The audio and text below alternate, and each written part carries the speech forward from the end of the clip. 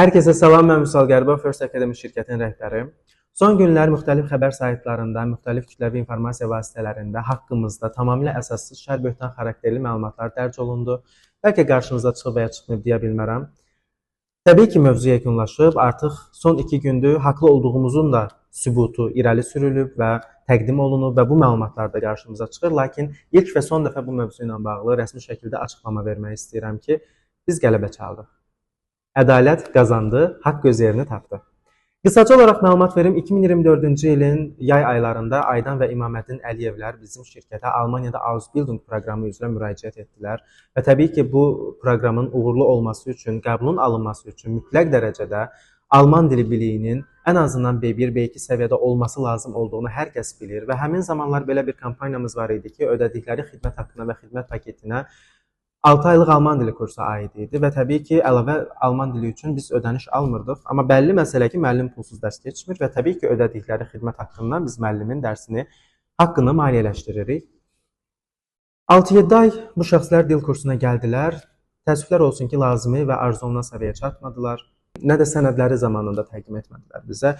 2024-cü ildə müraciət etmələrinə rəğmən 2025-ci ilin yanvarında və ya fevralında səhvləmirəmsə, dəfələrlə mesajımızdan sonra lazım olan sənədləri göndərdilər. Təbii ki, artıq 6-7 ay keçmişdi, müqaviləmiz 1 illikdir. Biz hansı prosesi icra edə bilərdik? Nə əldə sənəd yox, nə dil biliyi yox.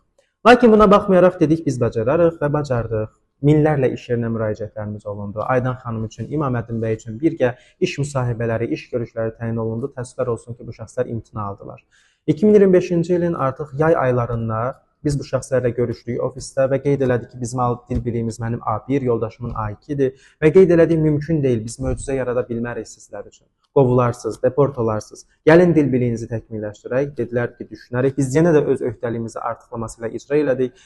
Yay aylarından dekabra qədər hər həftə biz bu şəxslər üçün danışıq dərsləri ilə bağlı təkliflər göndərdik ki, ödənişsizdir. Gəlin, təkmilləşdirin, göndərək sizi. Heç bir halda cavab almadıq, təəssüflər olsun ki, 2025-ci ilin dekabrın 25-i biz bu şəxslərə mesaj yazdıq ki, siz nə bizə cavab vermirsiniz, iş yerləri tapırıq, geri dönüş eləmirsiniz, dil biliyinizi təkmilləşdirmək üçün yaxınlaşmırsınız. Biz sizin prosesinizi necə icra edək? Biz bütün öhdəliklərimizi icra etmişik. Üzərimizə düşən ilkin mərhələdə dərsimizi keçmişik, müsahibələri təyin eləmişik, iş yerlərinə göndərmişik sənədləri. Bu sahəni bilənlər bilir prosesin nə olduğunu. Zəhmət olmasa ofisə yaxınlaşıb xitam ərizəsi yazın və qarşılıqlı razılaşma əsasında proses yekunlaşsın, danışıqlara gedək. Şəxslər qeyd elədi ki, yox, bizə tam şəkildə məbləği qaytarmalısınız. Niyə? Niyə qaytarmalıyıq?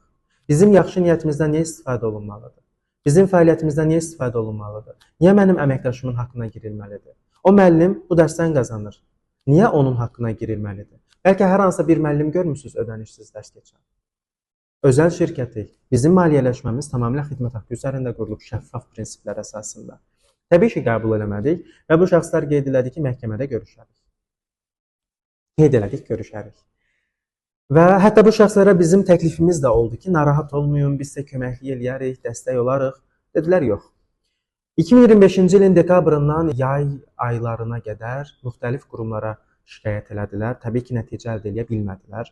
Nəticə əldə edə bilmədikləri üçün artıq bu qara yaxmağa başladılar. Amma onların özü də məncə istifadə olunub, heç özlərinin də xəbəri yoxdur.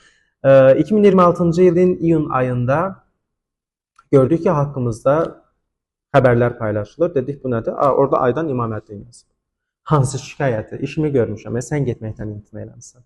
Hətta mən sənə əlavə olaraq təkliflərimiz olub, razılaşaq demişik, hamısına yox demişsiniz, haqqımıza girmişsiniz.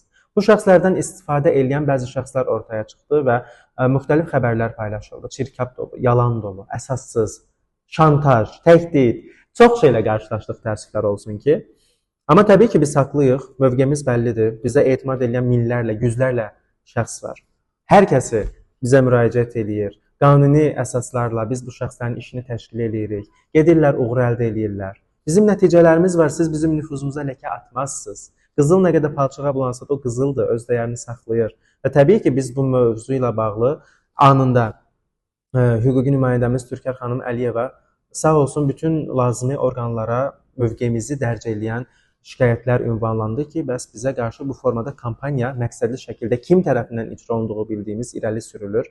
Dəstək göstərin və təbii ki, Hal-hazırda da müxtəlif qurumlarda iş üzrə araşdırmalar davam edir. Çünki biz icazə vermərik ki, haqqımıza girilsin və yaxud da nüfuzumuz məqsədli şəkildə alçaldılsın. Amma bu normal hal idi. Çünki First Academy şirkəti yeganə şirkətdir ki, insanlara dil bilmədən gedə bilməzsən deyir. Bunun üçün kampaniyalar təşkil edir. Bunun üçün xüsusi seminarlar təşkil edir, insanları məlumatlandırır. Müxtəlif ölkələrə, müxtəlif proqramlar üzrə müraciət edilir. Minlərlə nəticəmiz var.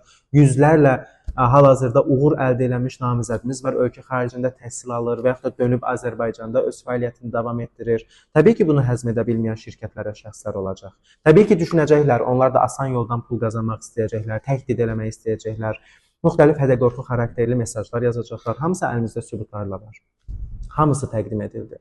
Biz nəyə görə sustuq? Çünki mövzunun hüquqi əsaslarla həll olmasını gözlədik. Amma təbii ki, haqqı heç kim yeyə bilməz. Elə bu müddət ərzində İmaməddin Əliyev özü zaten özünün doğru olmadığını bildirdi telefon danışığında. Elə Almaniyada bizi paylaşdırdığı Yusif İbadovla bir danışıq oldu, orada qoşuldu. Adam özü qeyd edir, dil kursuna gəlmişəm, dərslər təşkil ediblər, sonradan özüm gəlməmişəm, işə görüşünə girmişəm, tapılıb, danışığımız olub. Sual, sən özün getməkdən imtina edirsən, biz nə edəyək? Bəlkə hansınızsa ödənişsiz iş görməyi sevirsiniz. Amma mənim əməkdaşlarım var, biz bunun maaşını ödəyirik. Biz niyə bunu ödənişsiz icra edəyək? Və təbii ki, haqq öz yerini tapdı. Heç mən bu açıqlamanı vermədən öncə müxtəlif mətbuatda, müxtəlif xəbər saytlarında artıq zaten haqlı mövqeyimiz də dərc olunub, sübutlar da təqdim olunub.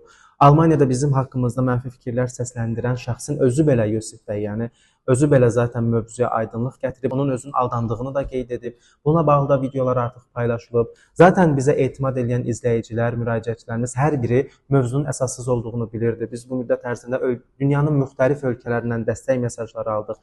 Hər kəsə təşəkkür edirəm və biz bir daha əmin olduq ki, bugünə qədər ki getdiyimiz yol daima doğru olub və bu yoldan heç vaxt dönməyəcək. Biz nəyə görə bu mövzunu qanuni şəkildə yekunlaşdırmaq istədik və mətbuata açıq şəkildə yekunlaşmasının tərəfdarı olduq. Çünki nəticəni bilirdik.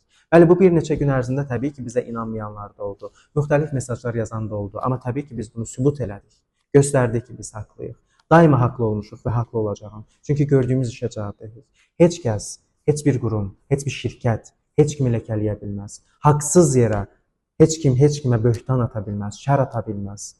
Hədə-qorxu ilə heç kim pul tələb edə bilməz. Bu ölkənin qanunu var. Əgər sən qanuni şəkildə öz fəaliyyətini icra etmisənsə və özünə güvənirsənsə, sizə də tövsiyə edirəm, bizim kimi geri addım atmayın, sonuna qədər gedin. Əmin olun ki, düzsüzsə, orada 1% belə şübhə yeri yoxdursa, siz istədiyiniz nəticəni əldə edəcəksiniz bizim kimi. Bu müddət ərzində bizə etimadı itməyən və bizə dəstək olan bütün qurumlara, şəxslərə və müraciətçilərimizə təşəkkür edirəm və tövsiyəm odur ki, pul qazanmaq istəyirsinizsə, ya Azərbaycanda işləyin, fəaliyyət göstərin və müraciət edin. Biz sizə dəstək olaq. Öz karyeranızı qurun. İstər ölkə daxili, istər ölkə xarici.